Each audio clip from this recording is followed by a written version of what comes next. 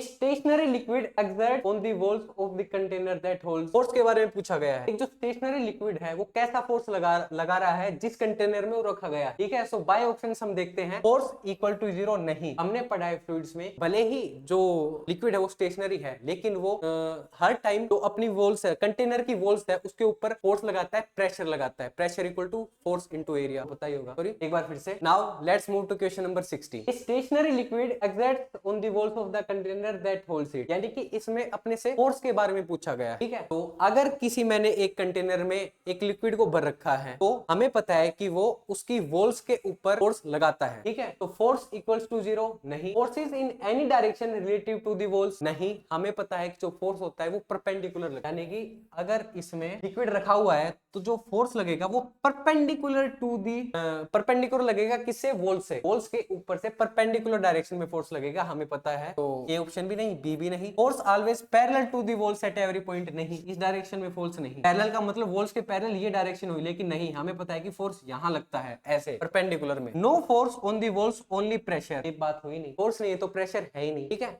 so this is also incorrect. Force is always perpendicular to the walls at every point. This will be our correct. हमें पता है कि force हमेशा perpendicular direction में लगता है।